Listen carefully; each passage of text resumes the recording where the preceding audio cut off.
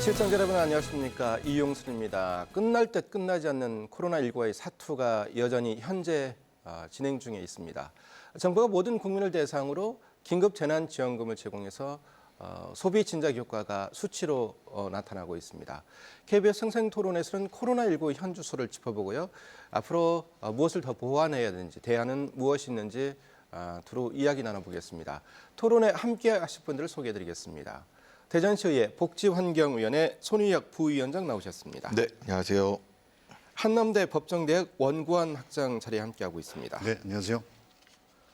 유웨이 교육평가연구소 이만기 소장 나오셨습니다. 안녕하십니까. 대전 참여자치시민연대 김정동 사무처장도 자리에 함께하고 있습니다. 안녕하십니까.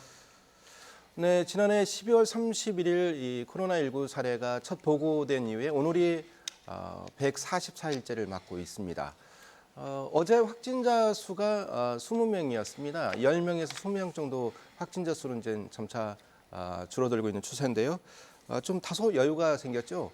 이 코로나19와 관련해서 이제 여러 가지 이슈가 등장을 했는데요. 좀 어떤 이슈가 있었는지 좀 짚어볼까요?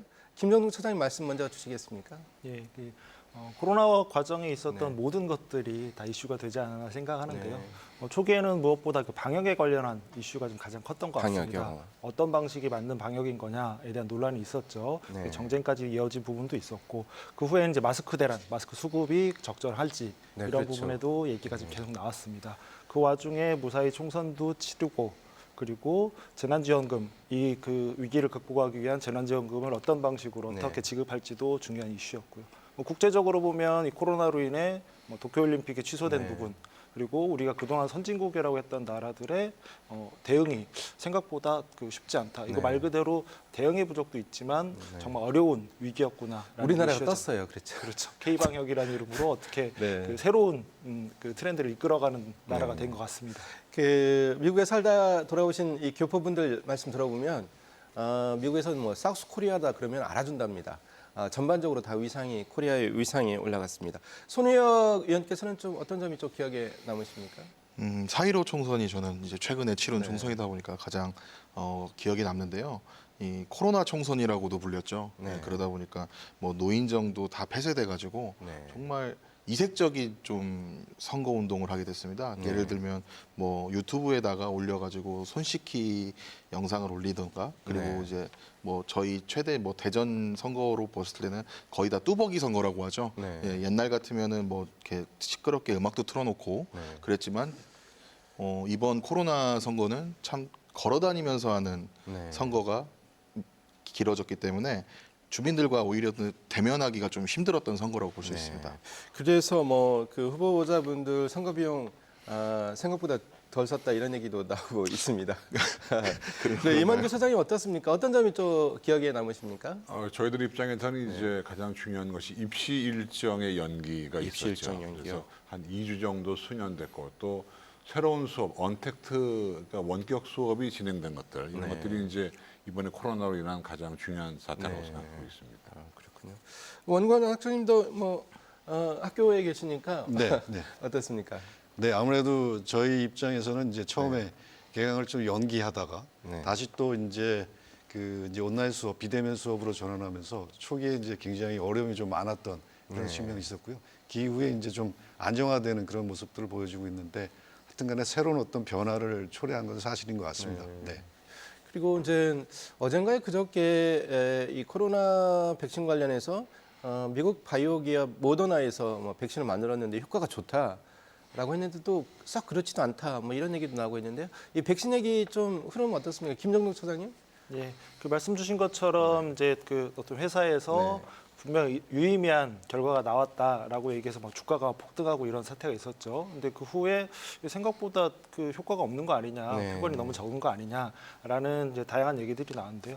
백신 개발 자체가 기본적으로 워낙 어려운 일이기도 하고 비용도 많이 드는 일이라 쉽지는 않을 것이다라는 평가가 좀 많을 것 같고요. 네. 우리 정부에서도 그 어제였죠. 이 내용들을 좀 발표를 했습니다. 네. 그래서 내년 하반기에 백신을 좀 개발해서 상용화할 수 있도록 준비를 하겠다. 다음 네. 주쯤 구체적인 로드맵을 발표를 하겠다라고 네. 좀 밝혔습니다. 그 미국에서는 올해 말까지 이제 백신을 미국인 3억 명을 접종시킬 수 있는 백신을 만들겠다라고 했는데 우리는 조금 늦은 감이 있습니다.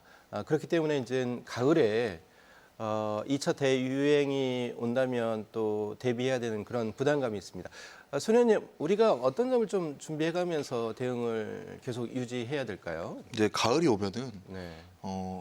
독감이 이제 유행을 합니다. 네. 이제 근데 독감과 지금 코로나 바이러스가 거의 유사한 형태를 띠다 보니까 이게 독감인지 코로나 바이러스인지 이제 헷갈리는 경우가 있습니다. 네. 그렇기 때문에 최대한 국민들은 독감 백신을 접종을 하신 다음에 네. 코로나를 대응을 하는 게 아무래도 백신을 주사를 맞으시고 나서 네. 자가 몸을 체크하시고 병원을 찾아가시는 게 좋지 않을까라는 생각을 합니다. 자, 이만규 소장님 뭐 굉장히 바쁘실 것 같아요. 뭐 학교에 계신 분도 바쁘실 테고 또 학원 관계자분들 바쁘신데 지금 현재 가장 신경 쓰는 부분이 어떤 겁니까? 그러니까 지금 이제 입시가 진행되고 있는 상황에서 네. 애들이 문제가 이제 감염이 되면 학교는 순식간에 퍼지거든요. 예. 그러니까 학교나 학원이나 지금 이제 아이들의 감염 문제가 상당히 심각하게 논의가 되고 있고 또 일부 엊그제도 이제 그런 일이 벌어졌습니다만 일부 고등학교에서 확진자가 나오면서 네. 학교 등교가 정지되는 그런 일이 인천하고 있어서 대구였죠? 지금 이제 네. 가장 큰 문제가 애들한테 퍼지면 감당할 수 없습니다. 그게 이제 큰 문제가 네. 되겠습니다. 아, 그렇죠. 이제 그럼에도 불구하고 이제 이 등교해야 되는 그런 상황이기 때문에 이제 등교 결정이 내려졌는데요. 대학에서도 지금 원격으로 수업하는 그 대학생들이 있고 또 학교에 나와서 수업 듣는 학생들이 있는데 좀 현황을 좀 알려주실까요, 원권 학장님? 네, 그렇습니다. 이 초기에는 이제 그 비대면 수업으로 전환을 네. 하면서 사실상이 이제 대면 수업을 하지 않았었는데 그 5월 6일 이후에 네. 실질적으로 그 이제 일부 실험 실습과 관련된 수업에 대해서는 네. 대면 수업을 좀 하고 있습니다. 굉장히 이제 방역에 대한 지침이라든가 이런 것도 굉장히 철저하게 준수하고 있는 상황에서 네. 하고 있지만 그래도 혹시나 이제 모르는 상황들이 이제 벌어졌다. 네. 그것이 가장 노심초사하는 부분들이고요. 그래서 이런 부분들이 이제 뭐 어느 특정한 학교 문제만이 아니라 네. 굉장히 이제 상호 연결되는 그런 측면이고 또 지역사회 파급되는 효과들이 크기 때문에 네. 굉장히 다 모두 다 같이 좀 관심을 기울이고 좀 네. 봐야 될 대목이 아닌가 그런 네. 생각을 합니다. 네. 지금의 어떤 대학생들, 고등학생들이 글로벌적으로 말이죠. 이 지구촌적인 어떤 동일한 경험치를 갖고 있지 않습니까? 그것도 굉장히 이례적이다 이런 얘기가 나오고 있는데요. 이와 관련해서 이제 또 지역 현안의 어떤 문제점을 들어본다면 지역 현안이 좀 코로나19에 파묻혀가지고 현안이 무엇인지 이런 점이 있는데 김정동 소장이 어떻습니까? 지역 현안에 대한 어떤 입장 너무 좀 답답한 면이 또 있는 것 같습니다. 현안 성격에 따라 조금씩 네. 달랐던 것 같습니다. 예를 들면 혁신도시 정말 중요한 현안이었는데 네. 정치권 내에서 정부 내에서 조절해서 결정하라는 내용이라 다행히 잘 네. 정리가 되었는데요.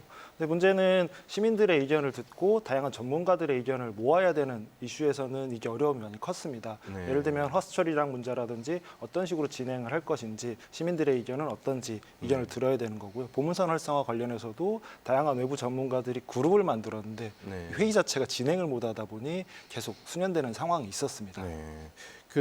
그러면 이제 손 의원께서 어떤 대전의 현안, 우리가 제가 언뜻 떠오르기에는 뭐 트램 건설, 그리고 뭐 혁신도시 인프라 구성 뭐 이렇게 떠오르는데 대전의 현안, 코로나19에 파묻힌 대전의 현안 좀 짚어주실까요? 뭐 아까도 말씀하셨다시피 이제 보문산 관광 네. 개발이랑 센트럴파크 조성 사업, 네. 예, 그리고 하수 처리장 문제와 예. 또 얘기하자면 이제 신축 야구장이랑 네. 예, 트램도 있습니다. 근데 지금 현재 대전 순에는 지역 감염자가 감소 추세가 네.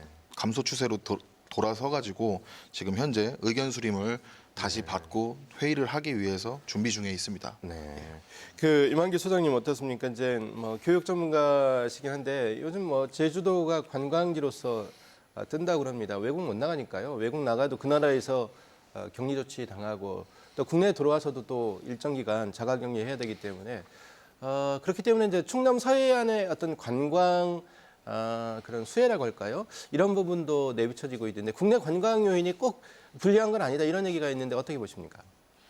사실 이제 저희들 입장에서는 뭐 교육 전문가이긴 하지만 사실 일상생활도 관심이 네. 있으니까 어떻게 보면 이번 코로나 때문에 국내 관광지의 어떤 그 활성화 이루어지는 것 같아요. 제가 최근에도 제주도를 갔다 왔는데 가보니까 사람들이 많이 늘고 그렇습니다. 그러니까 그런 걸 보면 꼭 코로나를 꼭 이렇게 어둡게만 보지 말고 이번 기회에 해외로 나갔던 그런 인구들을 다시 한번 국내 관광지로 이렇게 뿌리는 그런 영향도 있다 이렇게 보고 있습니다.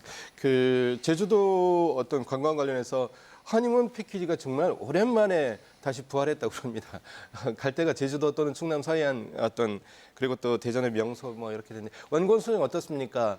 이 코로나19와 관련해서 가장 피해를 당했던 것이 관광업종이었는데 관광업종이 살아날 수도 있다 이런 얘기가 있는데 좀 평가를 해보신다면 어떻습니까? 네, 뭐 여러 가지 산업에 대한 그 구조적인 측면에서 그 이제 문제점 중에 하나로 지적되는 게 바로 그런 부분이었는데 실질적으로 이제 그 통계청에서 1사분기 가계 동향 조사를 발표한 것이 있는데 그 부분에서 상당히 이제 낮아지는 그런 측면이 좀 있고요. 대신 이제 음료나 식품적인 측면에서의 그 지출이? 성장 이런 것들은 네네. 좀 이제 늘어난 형태. 그러니까 재택에 이제 그 기본적인 이제 기반을 두고 있다 보니까 그래서 좀 업종별로 좀 차이가 있는데 말씀하신 대로 국내적인 기반에서 어느 정도 K 방향이 좀 성과가 나오고 있기 때문에 그런 면에서는 국내 관광 쪽의 수요는 좀 그래도 호전되지 않을까 하는 기대를 갖고 있는 것이 사실인 것 같습니다. 김정동 처장 어떻습니까? 이제 이 현안을 좀 추스리는 그러한 단계가 되지 않았나. 초기에는 뭐 워낙 정신이 없었기 때문에 코로나19로 모든 이슈가 빨려 들어갔는데 좀 지금부터도 현안을 좀 챙겨야 되는 그런 시기라고 볼 수 있겠죠?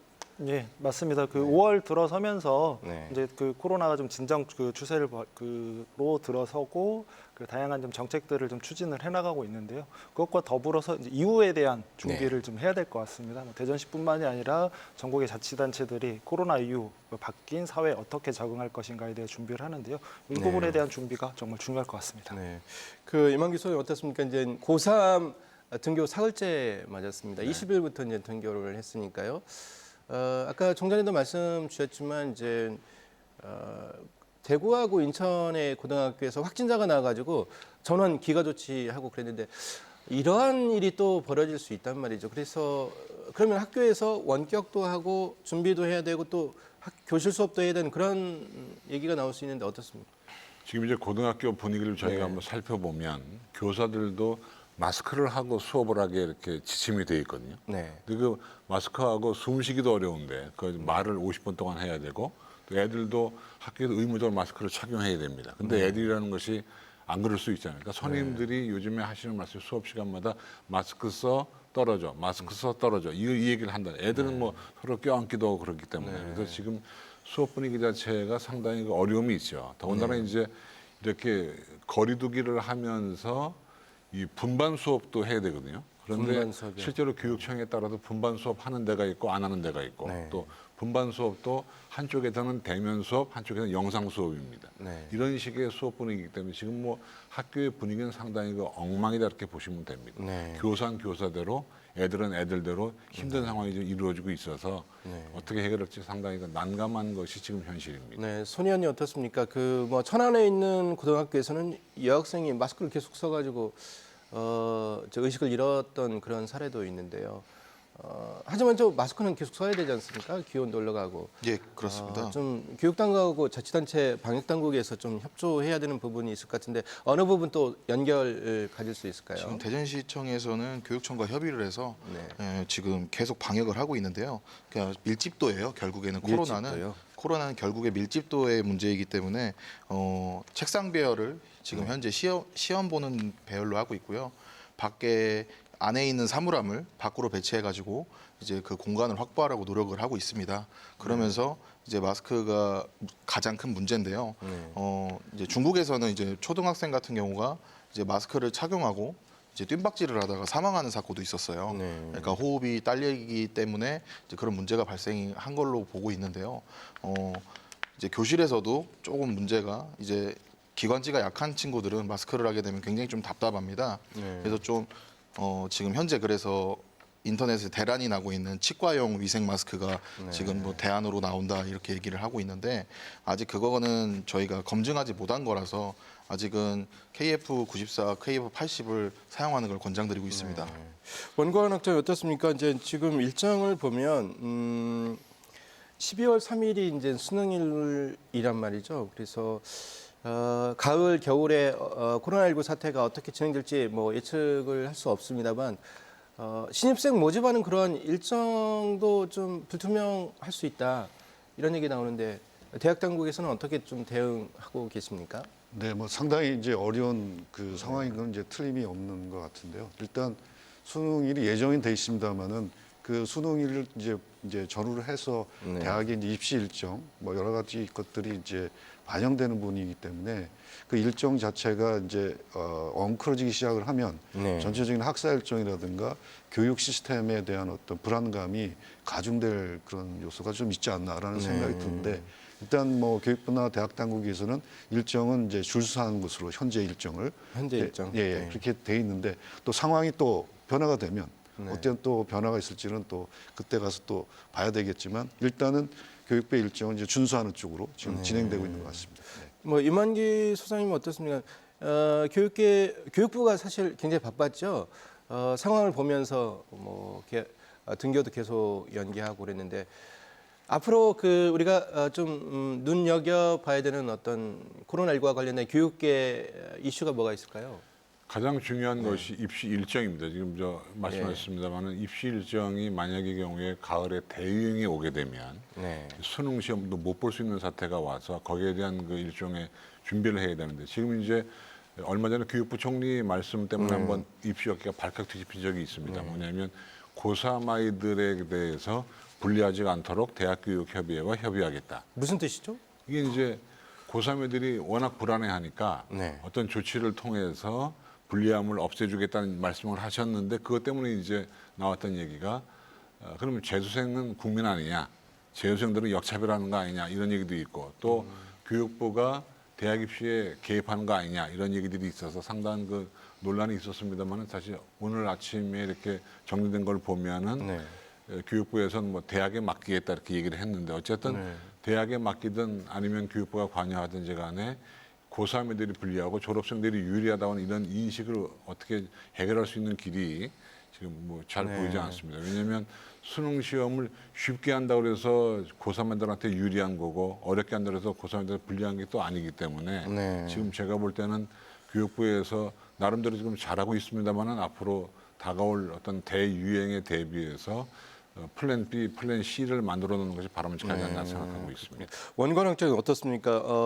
지금 이제 대학교 1학년 학생들 얘기를 들어보면 지도 교수님도 한 번도 못 만났고 친구들 얼굴도 직접 못 만났고 뭐 식사 같이 한 것도 없고 선배들 얼굴도 모르고 그래서 학교에 대한 흥미를 잃어가지고 재수하겠다 이런 친구들이 많다는데 좀 네.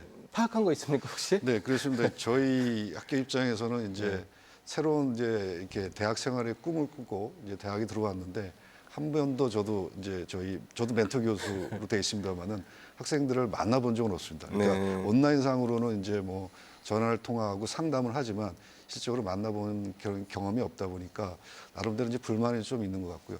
다소 이제 저희가 좀 기획하고 있는 뭐 특수한 상황이긴 한데 일부 이제 잠깐 이제 행사를 좀 이제 조금 이제 완화되면 할 생각을 좀 갖고는 있는데 그게 오리엔테이션이겠군요. 네, 일종의 오리엔테이션이 이제 시작을 하는 거기 때문에 좀 네. 한계는 좀 많이 있는 것 같습니다. 네. 네. 김정두 차장 어떻습니까? 뭐 교육계의 어떤 그 분전 흐름을 보면 좀 뭐랄까요? 교육계만의 어떤 사안은 아니지 않습니까? 이게 학생들이 감염되면 또 가족 감염으로 이어질 텐데 좀 어떤 점을 좀 주의해서 지켜봐야 될까요? 이 감염병 상황에서 최우선 돼야 될 것은 질병 관련한 전문가들의 의견이라고 봅니다. 네. 근데 그 대한민국에서 입시가 워낙 중요하다 보니 또 교육이 중요하다 보니 그 일정에 대한 그 여론들이 네. 다양할 수밖에 없습니다. 근데 제일 원칙은 분명히 지켜야 된다고 봅니다. 감염병이 위험하다면 어떤 방식으로 일정을 늦추거나 조정하거나 하는 방식이 있어야 된다는 거죠. 네. 물론 단순히 이제부터 무조건 뭐 입시를 늦춰야 된다 아니면 어떤 식으로 해야 된다가 아니라 우리 소장님께서 말씀하신 대로 플랜 B, 플랜 C를 짜놓고 이 상황에 맞춰서 이때는 이런 방식으로 그리고 좀 더 심각해졌을 때는 이 방식으로 갈 수 있도록 미리 준비하는 게 필요하지 않나 싶습니다. 그 현재 상황에서 대전 지역 아이들에게 유불리가 있느냐 이런 거 한번 제가 생각해 보면 네. 실은 고3이 불리하다, 졸업생이 유리하다도 개인차가 있습니다. 이게 집단별로 얘기할 수 있는 건 아니고 그런데 보통 대전 충남 지역 아이들은 학생부 교과 전형으로 진학을 많이 합니다. 네. 정시의 수능 전형보다. 그러니까 그렇게 보면은 사실은 이런 서울이나 이런 지역보다는 대전 충남 지역에 가져올 어떤 그 유불리가 조금 덜하다. 왜냐하면 학생부 교과 전형인 경우는 재학생들끼리의 경쟁이 주로 이루어지기 때문에 실은 수능의 영향이 그렇게 크지 않거든요. 그래서 그렇게 보고 있으니까 제가 볼 때는 뭐 너무 이렇게 큰 걱정하지 말고 일단 교육부의 지시에 따라서 스케줄에 따라서 움직이는 게 바람직하지. 걱정한다고 해서 이 상황을 돌파할 수 있는 건 아닙니다. 네. 아 그리고 그 고3 학생들 뭐 고2도 마찬가지지만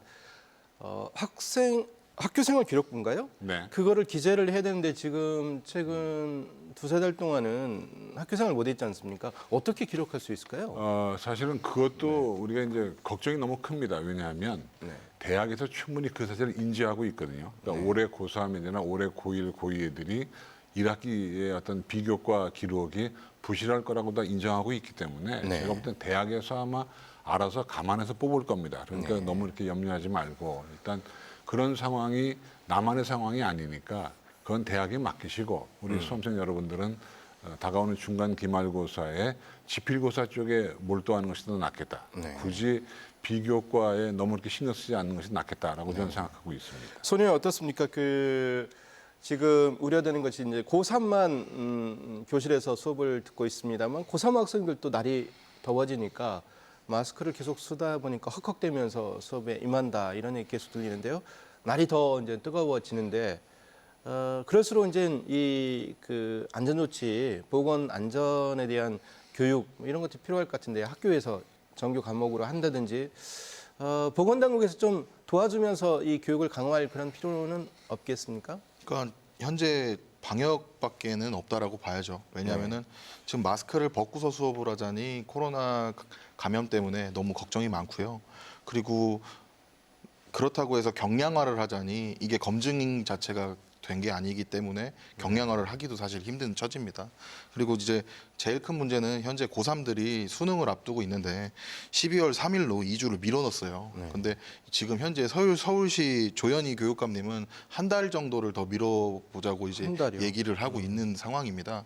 그 이유는 뭐냐면 가을이 왔을 때 만약에 유행이 시작이 됐을 때 학생들이 감염률이 높아지면은 사실상 수능도 결국엔 미뤄질 수 있다라는 거죠. 근데 이거는 아무도 모르는 상황이기 때문에 지금 이러한 방안을 계속 내고 있는 현실입니다. 그래서 이제 플랜 B, 플랜 C 얘기가 나오는 건데요. 자, 이제 긴급 재난 지원금 얘기를 한번 해볼까요? 이 소상공인 매출이 지난주 기준으로 보면 예년치를 어느 정도 해보겠다 이런 얘기가 나옵니다. 돈을 쓰니까 이제 좀 경기가 살아난다 얘기가 되는데 김성근 수장이 어떻습니까? 좀 반가운 소식이죠? 예, 이렇게 말씀 주신 것처럼 그 작년 대비 확실히 2, 3, 4월이 100% 이하 떨어진 품목도 있고 어느 부분도 최소한 30% 이상씩은 다 떨어졌습니다. 네. 근데 대전형 재난지원금 그리고 이번에 국가 그 긴급 재난지원금이 지급이 되면서 지역에서 돈이 풀리다 보니 비슷한 수준까지 회복한 것도 많고 어느 부분은 작년보다 매출은 좀 더 올라갈 수 있을 거라고도 좀 보여집니다. 네, 그렇군요. 그 정부가 마련한 긴급 재난 지원금이 14조 2천억 원 정도 된답니다. 지금 집행되고 있는 것이 좀 각 가정에서 12조 원 정도를 가져갔다고 그래요. 그러니까 한 85% 정도 이제 가정으로 지원금이 이제 전달됐는데 이게 이제 8월 말까지 다 써야 되는 거죠. 그렇습니다. 조 의원님 어떤 그 지원금 사용처 좀 말씀 주시죠. 그러니까 대부분 지금 현재 수치상으로 보면은 슈퍼마켓, 소매점, 그리고 음료, 식품료, 그리고 일반 음식점, 의료기관, 의료 구입 등 순으로 지금 가장 소비가 많이 되고 있습니다. 네. 그리고 지표로 보면은 소비 추세가 대전만 해도 작년 5월 달이랑 비교를 해봤을 때 네. 작년 5월 달을 100이라고 가정했을 때 네. 현재 100까지 올라왔고요. 타 경기도, 경남, 부산은 100을 넘어섰습니다. 네. 그러면은 이 지금 긴급 재난금 자체가 현재 실효를 거두고 있다라고 볼 수 있습니다. 네, 그렇군요. 그 요즘 이제 그 식당에 가보면 음식점에 가보면 서로 이제 카드를 긁으려고 하는 그런 모습이 좀 나타나더라고요. 좀 돈을 좀 여유가 생기니까 소비를 많이 하는 것 같습니다. 이만기 소장님, 뭐 그 교육 쪽에서는 이 긴급재난지원금의 어떤 효과 그런 것을 좀 느끼는 부분이 없습니까? 교육적은 아직 잘 못 느끼는 것 같고요. 예. 제가 볼 때 일상 소비재 이외에는 잘 못 느끼는 것 같습니다. 네, 그렇군요. 하고 이 지원금 사용처가 업종별로 좀 희비가 엇갈리죠. 대부분 이제 생필품 기본적으로 써야 되는 업종에 대해서 이제 사용을 허가했는데요. 경제에 미치는 효과에 좀 짚어볼까요? 우리 경제에 미치는 효과. 원건 학장님, 아무래도 이제 소비 활성화는 되겠죠. 네. 그러니까 우리가 이제 그 경제 3대 주체를 얘기할 때 네. 가계, 기업, 정부를 이제 얘기를 하는데 실질적으로 이제 가계와 기업의 소득과 지출의 그 이제 감소가 계속해서 네. 이제 뚜렷하게 나타나고 있고 특히 이제 그 가계의 어떤 그 영향력을 보게 되면 가계에는 흑자라는 말이 있습니다. 그러니까 뭐냐면 그러니까 소득에 비해서 지출을 안 하다 보니까 네. 소득도 낮아졌지만 지출을 안 하다 보니까 오히려 가계가 흑자라는 그런 통계가 이제 발표되고 있는데 있을 경우에 이제 우리가 유일하게 이제 그 경제를 좀 뒷받침해 줄 수 있는 그 부분이 정부의 역할이다라고 이제 보는 거거든요.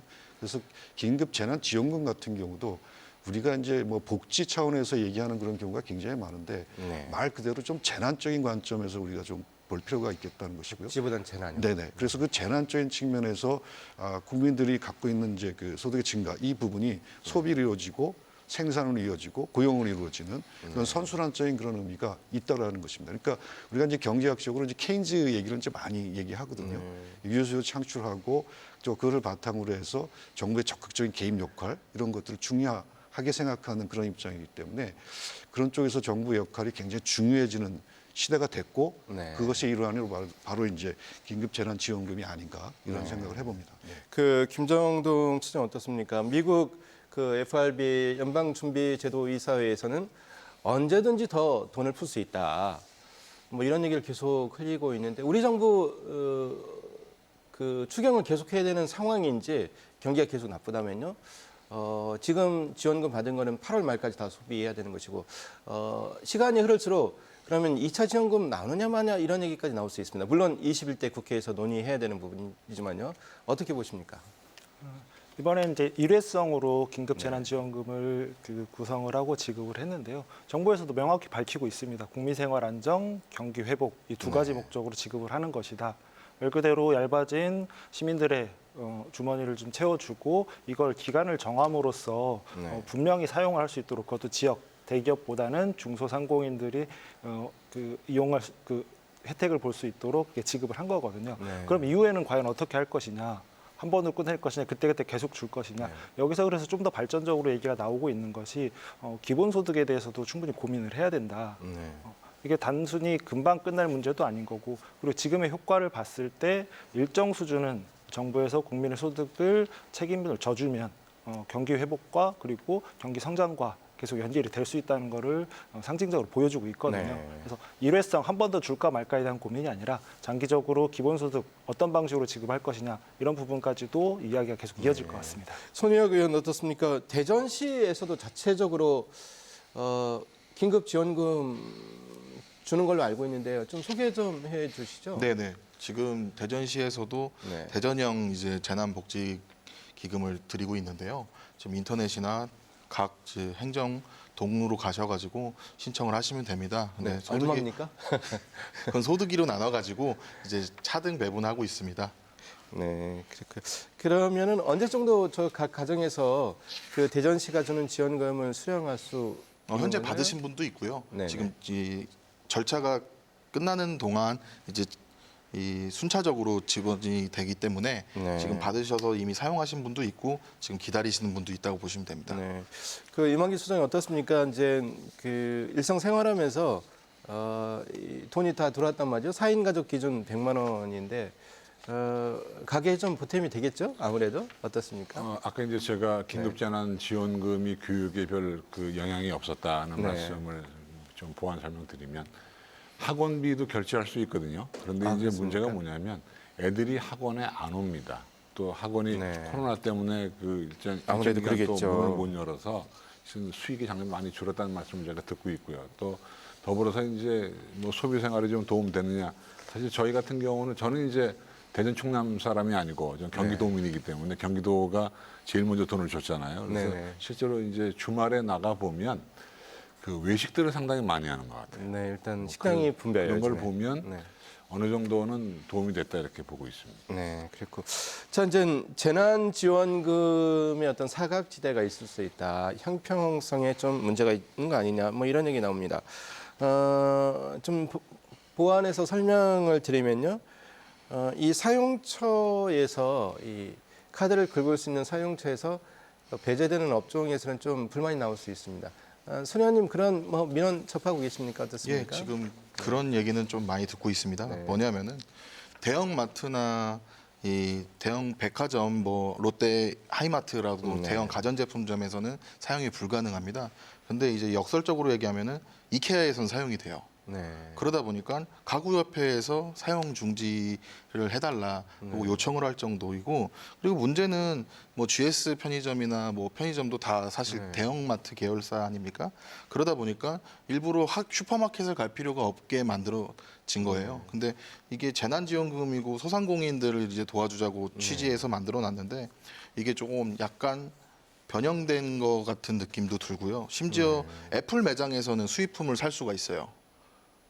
네네. 예, 근데 롯데마트 가서 국산품은 살 수가 없는 거죠. 아, 예, 이런 역설적인 좀 문제가 좀 네. 발생을 하고 있습니다. 갑자기 이제 지원하다 보니까 어떤 그 기준선 가이드라인에 있어서 모든 부분을 이제 충족시키지 못하는 그런 면이 있는 것 같습니다. 그리고 이제 고령층 분들은 이 카드 쓰는 것이 좀 불편할 수 있고 또 안 쓰시는 분도 있고 신용불량자 분들은 카드로 돈이 들어가면 그걸 쓸 수 있는지 뭐 아직 못 쓴다 뭐 이런 얘기도 있는데 김정동 주장님 뭐 좀 파악하고 계신 거 있습니까? 말씀 주신 것처럼 신용불량자의 문제일 수 있을 수 있는 거고요. 뭐 상품권, 지역 상품권으로 그 지급하겠다 이런 부분들도 있을 수는 있는데 그 외에도 좀 사각지대가 많이 좀 보이고 있는 부분도 있습니다. 예를 들면 노숙자분들, 네. 그러니까 주거가 명확치 않고 주민등록이 없는 분들에 대한 사각지대도 분명히 있을 수 있고요. 이게 지급 방식 자체가 세대주 지급이다 보니 모든 가정이 다 화목하게 다 모여서 하는 건 아니잖아요. 네네. 어디는 경제적인 이유로 세대 분리를 해놓은 것도 있고 네. 세대 분리는 돼 있지만 주소는 또 다른 경우가 있고 이러다 보니까 좀 어려움을 있습니다. 물론 네. 이렇게 한 이유도 있을 겁니다. 그 긴급하게 빨리 지급을 해야 되고 이 과정의 행정 비용이나 행정 시간을 줄이기 위한 어쩔 수 없는 방법이었다고 좀 생각은 들지만 네. 이후에는 이런 부분에 좀 수정이 필요할 것 같고요. 그리고 손 의원님이 말씀하신 것처럼 사용처도 카드사마다 다른 것도 있습니다. 정부 지침에 따라 다른 게 아니라 네. 카드사 설정에 따라 다른 부분도 있어서 정부에서도 이 부분을 좀 인지를 하고 조정해 나가겠다라고 한 상황입니다. 다만 네. 말씀드린 것처럼 긴급하게 그리고 빨리 지급하다 보니 아쉬운 부분이 있는 부분은 감안을 하고 계속 좀 채워나가는 노력을 해야 될 것 같습니다. 네. 그리고 또 이제 그 외국인 분이 이제 한국인하고 결혼했을 때 당연히 이제 한국인 가족으로 이제 분류가 돼가지고 받는데 또 이혼하면 못 받는다 뭐 이런 얘기도 들립니다. 그 사안으로 깊이 들어가면 또 이런 그 형평성 논란이 있을 수 있는데 좀 이런 부분도 어느 분이 더 말씀 부원해서 해주실 수 있을까요? 원관 학장님? 네, 그 뭐 여러 가지 우리가 대상자 선정하는데도 여러 가지 이제 논쟁이 네. 좀 있었던 건 이제 사실인데요.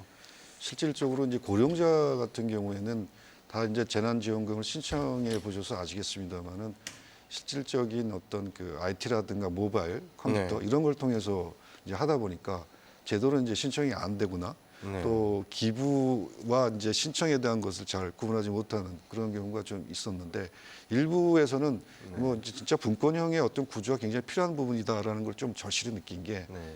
이제 찾아가는 복지 서비스를 이제 많이 한다는 거죠. 그래서 네. 직접 찾아가서 복지에 대한 어떤 측면에서 그 여러 가지 사각지에 계신 분들 좀 상태도 네. 좀 확인하고 그 다음에 신청해 드리기도 하고 네. 이런 부분들이 아마 우리 또 다른 사회에 있어서의 공동체적인 모습을 지향하는 그런 하나의 이제 분위기가 형성된 것이 아닌가 그런 네. 생각을 또 한번 해봅니다. 네. 그 김정주 수장님 뭐 여기 이 부분과 관련해서 더 하실 말씀 있으시면 네, 시간 드리겠습니다.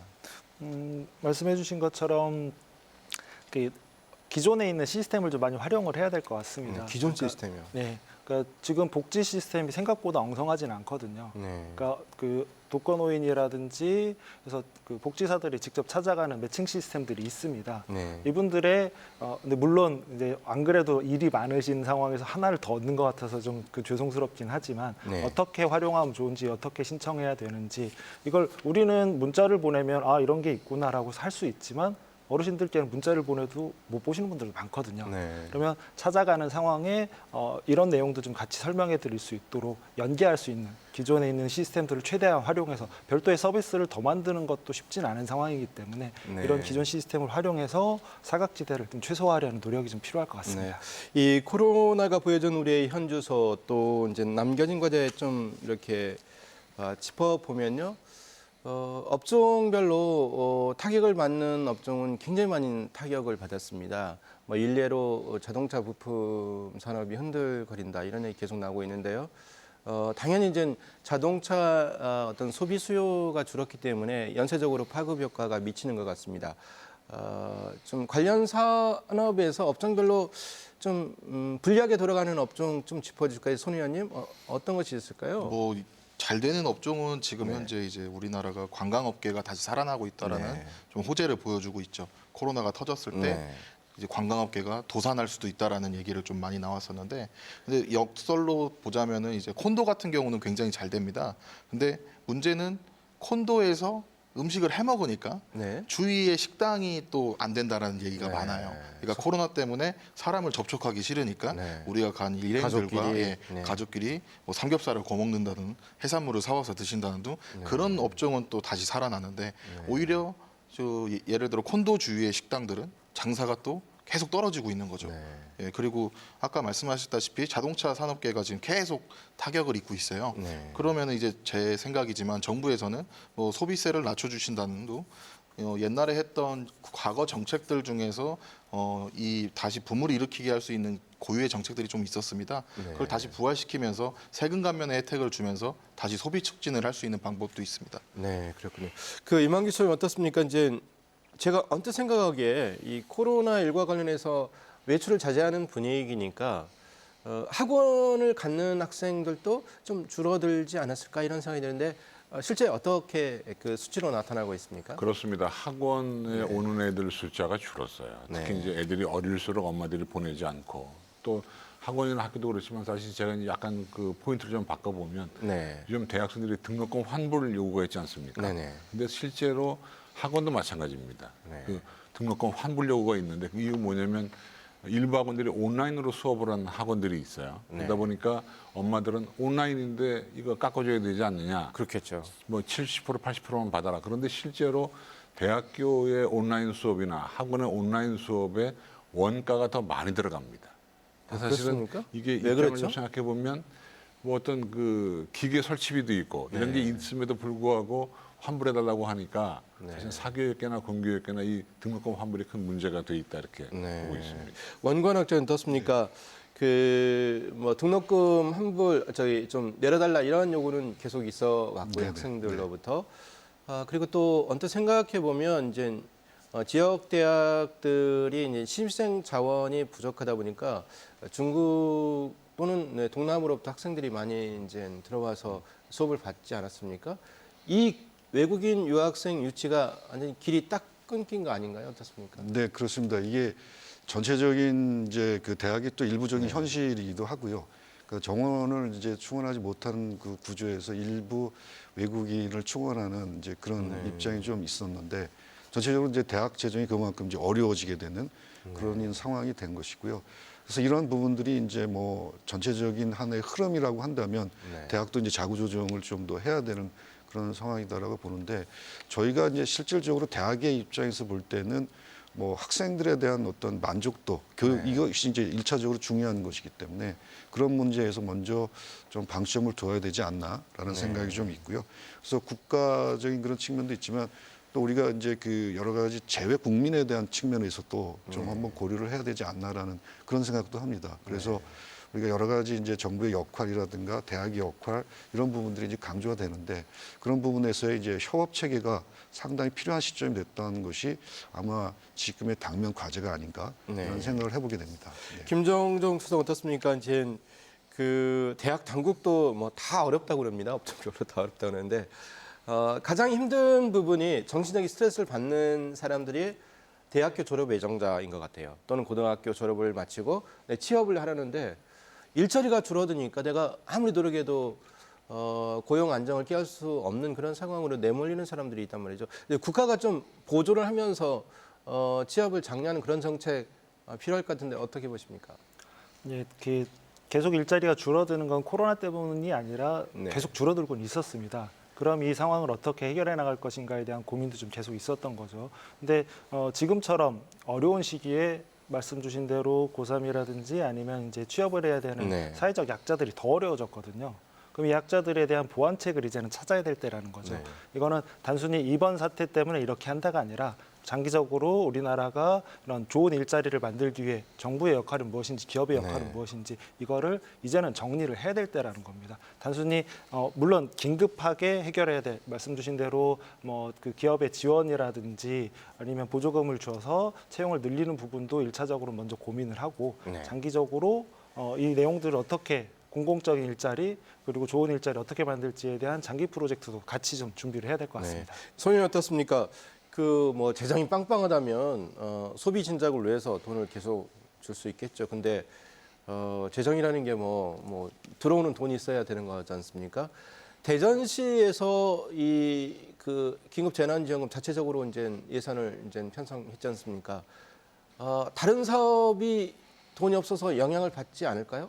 뭐 사실 영향을 못 받는다라는 건 아닙니다. 왜냐하면은 현재 각 시도마다 재난 기금을 사용하고 있었는데 이제 대전시도 이번 코로나 사태가 터지면서 재난 기금을 사용하게 되면서 이제 예산 규모가 많이 줄어든 건 사실입니다. 네. 그렇기 때문에 가장 현재 현실적으로 필요한 사업들만 선차적으로 진행을 하고 있고요.